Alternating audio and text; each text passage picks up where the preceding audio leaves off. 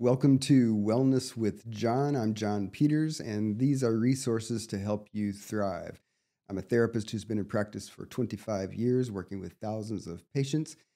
And in today's video, I want to talk about the three types of stress. So, one way to think about what is stress from three different distinctions and why those distinctions are helpful when we think about how we're going to work with stress. Stay tuned.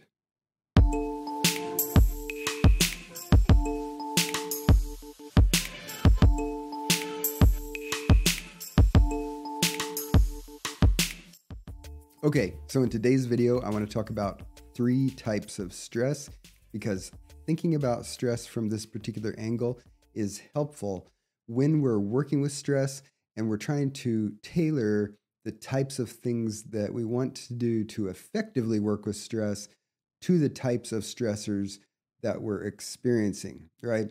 Now, first, I want to just say, as a therapist, I do actually spend a lot of focus thinking about the stress reaction. And part of the reason for this is that I think about the things that people are trying to do, all of us are trying to do in our lives that are complex and where stress is a factor, both in terms of coloring the tone of the experience, like, oh yeah, I went on that hike, but it was so stressful that I didn't 100% enjoy it because it was a little too arduous, right? So stress can color the tone of an experience and be a factor in how we experience something. But stress is also a factor in how we respond to things, because I'm going to talk about this a little bit in this video. I'm going to make another video about the stress response that goes a little more in depth with this issue. But part of the issue is that we don't function well. So we don't perform well when we're responding to a situation, when we're way up at the top end of our stress scale. That's part of the reason I think about stress. The other thing is that, you get a disproportionately large return on a little bit of stress management because you actually don't have to go to zero in order to dial down some of the most negative effects of stress. And I'm going to make another video about that. Whenever I make that one, I'll put a link up here so you can find that one. But basically, if you think about stress on a scale of 1 to 10, some negative symptoms like panic attacks only show up when you're at like a 7, 8, 9. They don't show up a little bit at 3. They just don't, right? So we call those nonlinear symptoms. So you get a lot of benefit from just going from a 7 to a 5, which might mean not having panic attacks, right? So anyway, we'll come back to those topics in other videos. But in today's video, I want to say that when you zoom in on the stress response, so I'm talking about the internal physiological stress response that happens in our bodies and brains when we perceive a threat. Basically, we perceive some sort of noxious stimulus, some painful stimulus. What happens is that our body goes from the calm state into the stressed mode, and we commonly refer to this as the fight or flight response. We sometimes call it the fight, flight, freeze, fawn response, and we can talk about all of those distinctions in another video as well. But basically, we have the sympathetic activation of the autonomic nervous system, and that is the fight or flight response. So we go from having the parasympathetic activity, which is the calm, non-stress state, and we flip over into the sympathetic activation of the fight or flight response. And if you zoom in on that response, what we get when we get just one more level of granular view of that physiological response, we have a perception of a threat that includes our big brains, especially the neocortex, the gray squiggly part. And it quickly activates the gatekeeper of the whole sequence of the fight or flight response, which is the amygdala. It's a gland that sits up underneath the gray squiggly part of your brain. The amygdala is a gland that's part of your endocrine system. It kicks out stress hormones, and it's also directly wired to different parts of the neocortex, so it causes additional effects as that cascade, that sequence of the stress response happens. So other glands like the pituitary, the thalamus, the hypothalamus, the adrenal glands, they become active too. And certain parts of the neocortex, like the hippocampus and the anterior cingulate cortex, become active in different ways. And it also changes the activity of the frontal lobe in terms of whether more of the left front or the right front is active. When stress goes up, the right becomes more active and the left becomes less active. And the opposite's true when we're more calm. So all those changes start happening in sequence, right? And one of the parts of that is the stress hormones that get kicked out by the endocrine glands during that whole sequence, right? So I mentioned the amygdala, the thalamus, the hypothalamus, the pituitary glands, the adrenal glands. And so the way that those glands have their effects on the body, both with the stress response, but also with other things like emotional regulation and metabolism, for example. So those glands have very complex relationships with lots of very complex physiological processes. And in regards to the stress response, they're kicking out a cocktail of stress hormones. And it's not just an on-off thing, right? It's a graded thing, and it's also colored in different variations. And so the way that the action of those glands and the stress hormones that they kick out happens is dependent on the nature of the way that we are psychologically triggered by the stress trigger, okay? I'm going to get to the summary here in a second, and this will make maybe a little more sense. Basically, when the stress hormones get kicked out into your bloodstream from those glands, they're not all created equal, and they're not all in the same cocktail in every situation. And sometimes we have a quick response, sometimes we have a medium response, and sometimes we have a chronic response. And what I mean by that is the action of those chemicals on our body, right? So what happens when the chemicals get out into our bloodstream, they go through the bloodstream and they communicate with the other glands, but they also communicate with target organs. So for example, when your heart starts beating really fast, so that your heart rate goes up, your blood pressure goes up, right? Your heart is a target organ that is targeted by the chemicals that the endocrine system is kicking out during the stress response, right? So the chemicals go through your bloodstream very quickly, get to the target organs, and have their effect. So if you look at the action of those hormones in time, this is why we talk about a differentiation of the stress response of quick, medium, and chronic. Because if you look at some of those chemicals, they have very, very quick onset and relatively quick offset. So you're going to have the action happen very, very quickly. So like if a car pulls out in front of you while you're driving down the road and you almost hit them or you hit them, your heart is going to start beating very fast, very quickly.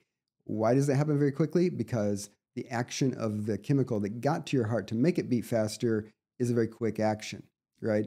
So we can divide up the action of these different cocktails of stress hormones based on how quick their onset and offset is, right? So that's why I say we have quick, medium, and chronic. The quick responses have a quick onset and a relatively quick offset. The medium have a quick onset and a comparatively more slow offset. And chronic have a kind of ambiguous onset. It's not necessarily quick, but it's a very, very slow, long half-life offset, right? So let me give you examples of specific stressful situations to make this make a little more sense. The one I mentioned earlier is a good one, that you're driving down the street, you're calm, nothing much is happening, and then a car runs a stop sign in front of you and you almost hit them, okay? That situation wasn't happening, and suddenly it was happening. So we call that a quick onset, okay? And you are going to pump out stress hormones that have a quick onset as well, right? Now, that's also a type of situation that has a quick offset in terms of the actual situation. Either you hit the car or you don't hit the car, but it's not a situation that's actually going to go on for a long time. So quick onset, quick offset for the literal situation and for the chemicals that get pumped out into your body that happen in response to being triggered by what you psychologically perceived while it was happening, okay? An example of a medium type stressor, type 2, would be getting into a disagreement with a coworker about job roles and tasks on a project that you have to collaborate on. And you've got this disagreement, you have like emails going back and forth, and then it's not getting resolved. And maybe it gets resolved at some point later, but then you go home that day from work, and whether or not it was resolved, you still feel stressed about it that evening, even by the time you're going to bed, right? So that one has a relatively quick onset because it wasn't happening and then the conflict was happening. But it has a comparatively more slow offset because unlike the almost hitting the car, then, it starts happening relatively quickly, but it's more protracted in terms of the literal event. And in terms of your psychological experience of the event, then it takes a longer time to resolve. And I'm going to come back around to why psychologically we perceive these as different types of stressors, and this will make even more sense in a minute, hopefully. Um, and so that one, relatively quick onset, but comparatively more slow offset because that one's going to last for hours. Sometimes those stressors even are continuing to stress you out the next day, right? An example of the third type would be being in a job that you really hate. And you might know about a specific day where you realized that you hate your job, but probably the moment where you had that conscious realization of, I really hate my job, probably the factors that made the job make you hate it were already there, right? So the moment where you kind of acknowledged it to yourself was not the onset of the job stress that caused you to have that attitude toward it. Therefore, those had an onset at some point prior to that. And it may be somewhat ambiguous to nail it down in terms of, oh, it happened on this very one day. Now, sometimes people have events at jobs like, my great manager retired and got replaced with this manager who sucked. And from the day that that manager showed up, the job sucked, So sometimes we can nail it down to a specific moment in time. But a lot of times chronic stressors come on. But in terms of when they get to the point that they have loaded up to the point that we find them very distressful, then that is somewhat ambiguous in time. So they have a comparatively slow onset. That's why we say that about a chronic stressor. And chronic stressors have very, very slow offsets, and some of them don't even have an offset, right? When someone says, I can't see the light at the end of the tunnel, that means they're sitting in a chronic stressful situation, but they actually don't even see what the resolution is going to be and when it's going to happen, right? That's what that proverbial light, I don't see the light at the end of the tunnel phrase means. And so basically, chronic stressors, once they're on, they may not have an offset.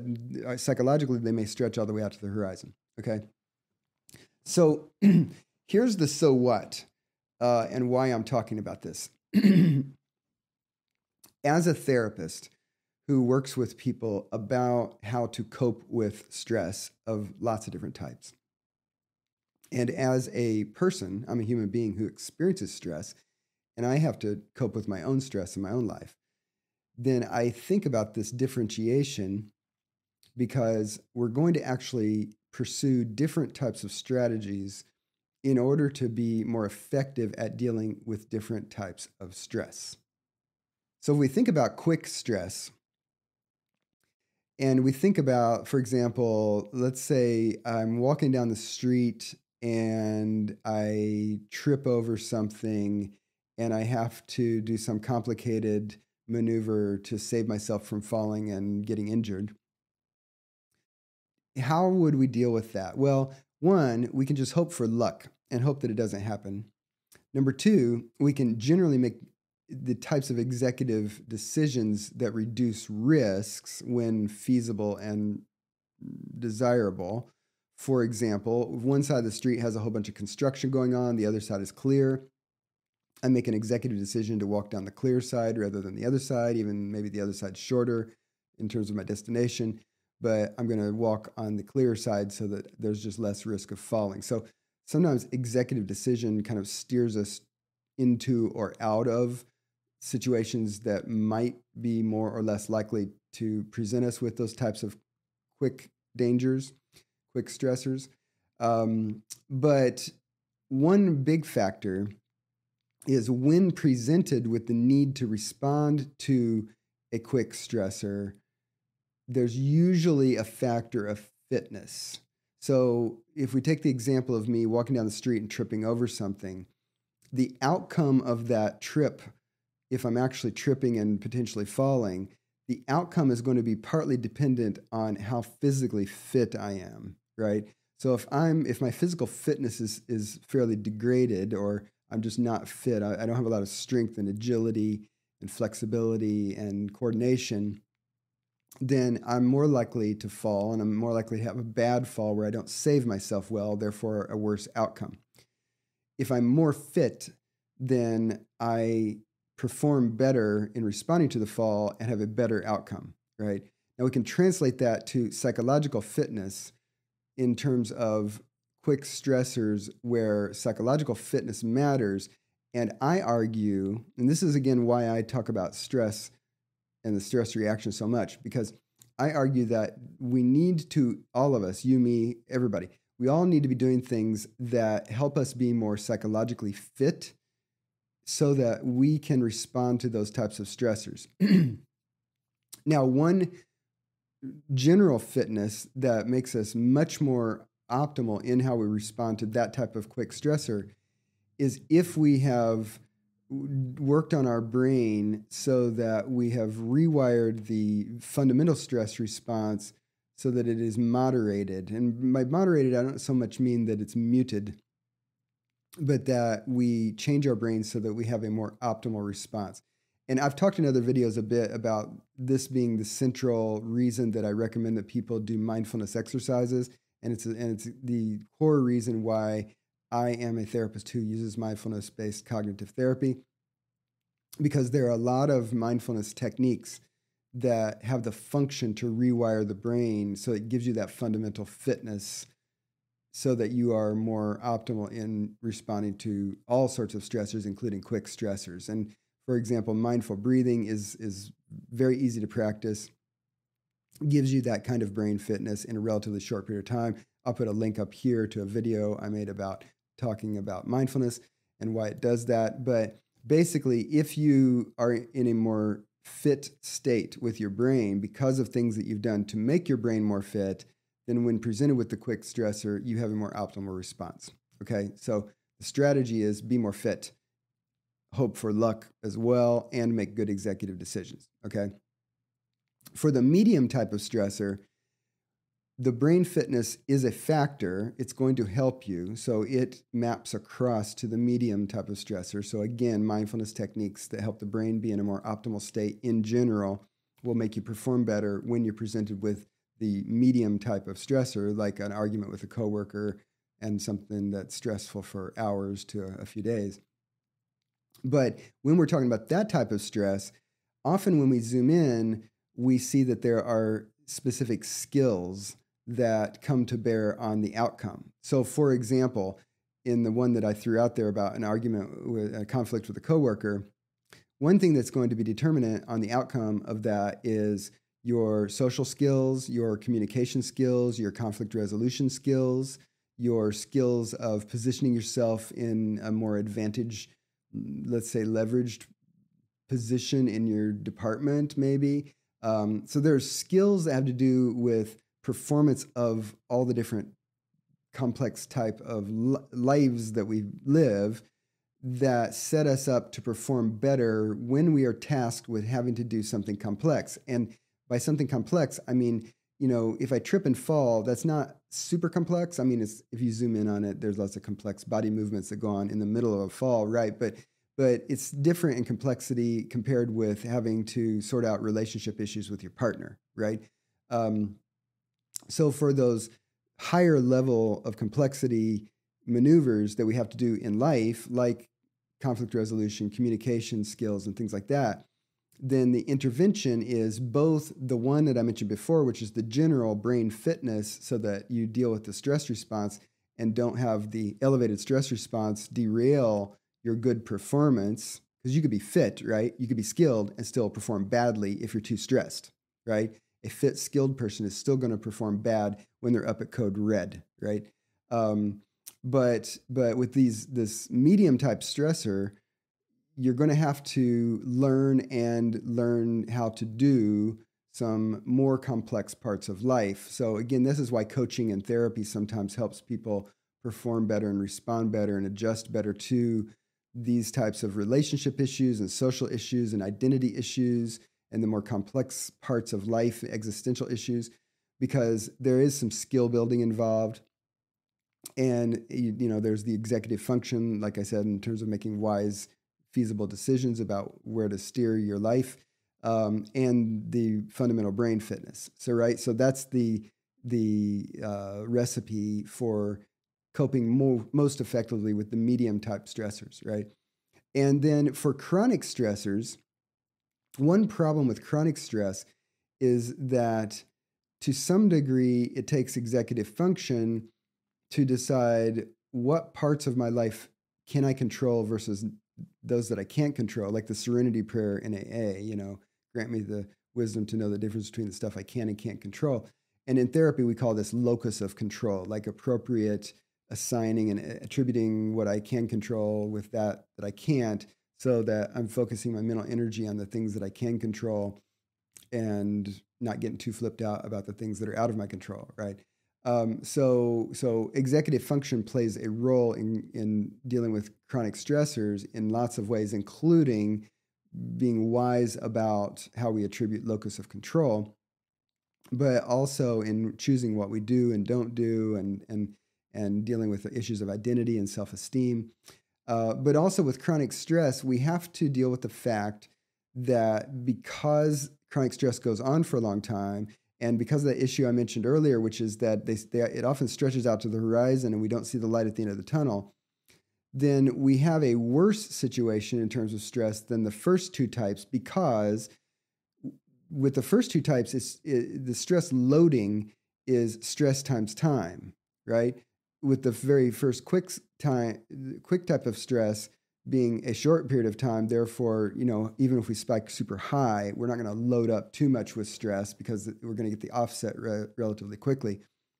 But with the medium type, that might be much more subjectively stressful, partly because we have high stress times time. So high stress spike, and then it goes on for hours and hours.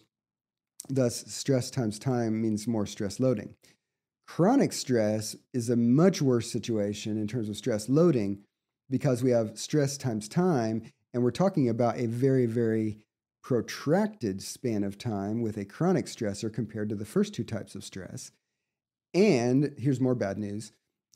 It's not just stress times time, it's stress times time times fatigue, because the longer a stressor goes on, the more likely we are to be fatigued by it, right? With the first two types of stressors, we don't tend to have this fatigue factor be an issue. So for the quick stressor, almost getting hit by a car or tripping and falling, the medium type of stressor, having an argument with somebody, unless that's repetitive and becomes a chronic stressor, but for a medium type, neither one of those are likely to really wear us out before we get to the point where we do see the light at the end of the tunnel, or they completely resolve, okay? But with chronic stress, we have the onset, it goes on, keeps going on, so we have stress times time, and then we start to get more and more psychologically fatigued from the fact that it's unremitting. And so then the formula is stress times time times the fatigue factor, which means fatigue is multiplying the stress loading of whatever level of stress it is. It's elevated if we're talking about it in the first place, and it's going on for a long time if we're naming it as a chronic stressor. But then we're getting more fatigued by it, so that stress loading is compounded by the fatigue factor.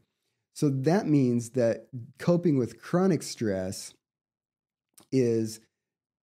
necessarily means we have to at some point deal with that fatigue factor, because that's when things start to get more compounded, where you start getting additional secondary types of stressors that load up, like frank clinical anxiety, frank clinical mood dysregulation and depression, and more dysfunctional interpersonal kinds of relationships and interactions because of all of that. Those things come on because of the fatigue, because of the extreme stress loading that is due to the fatigue. So what do we do about fatigue? Well, we need to be able to take breaks. So something's different from the quick stress and the medium stress, where we may not see the logic or value of taking breaks, even though with medium stressors, sometimes taking a break and timing out from that is a good idea. But with chronic stressors, taking mental breaks and getting some relief is important, because during the break, we get recovery, right? So, like when students in high school take the SAT and they have to take section 1, then section 2, and 3, and 4, and so on. In between each of those sections, they get a few minutes to take a break. So they get some mental recovery from the mental fatigue. We get cognitive fatigue when we have to focus so much on performing well on an exam like that. So we get to take a little break and, okay, glad section 1's done. Before section 2 starts, we get some mental recovery, so then we're going to perform better at section 2 because of the recovery we got between the two. This is a difficult thing to do. And this is one thing I tend to focus on a lot with my coaching and my therapy clients when I know that they're dealing with chronic stress, because that fatigue factor is so insidious and so damaging and so hard to deal with and adds so much to the stress loading. And it is sometimes a difficult thing to deal with. But the good news is there are cognitive techniques that facilitate the ability to take mental breaks, even from chronic unremitting stressors and where you don't see the light at the end of the tunnel. The best one for that is concrete thinking. And I've made videos on this channel about that. And I'll put a link to one of those up here if you want to go check that out. But very, very important. If you start to notice that, hey, I'm under a lot of chronic stress, and especially if you're noticing I'm starting to see that I'm getting kind of worn out at times by that chronic stress, you need to head off at the pass some of the more severe kinds of manifestations of chronic stress by figuring out ways to take mental breaks from that stressor. It doesn't mean that you figure out a way to resolve it. Obviously, that's the fundamental goal. But even before you can resolve or even see how you can resolve something or see when it might resolve, you certainly can effectively take mental breaks enough to reduce that fatigue factor, which has a big impact on the overall stress loading. So this is why I think about the 3 types of stress, because with my coaching clients and my patients in my therapy practice, I am listening partly on what types of stressors somebody's experiencing so that I can optimally tailor strategies that are most effective at increasing their capacity to be able to cope well and perform well in responding to different types of stress. But all of us actually benefit from thinking about stress this way, because you and I, everybody on the planet, we all experience a wide variety of types of stressors. And we all have quick stress, medium stress, and chronic stress in our lives. And we all benefit from these types of approaches. So hopefully you found this helpful. Feel free to hit the like button if you like this kind of content. Feel very free to subscribe to my channel. And I will see you in an upcoming video.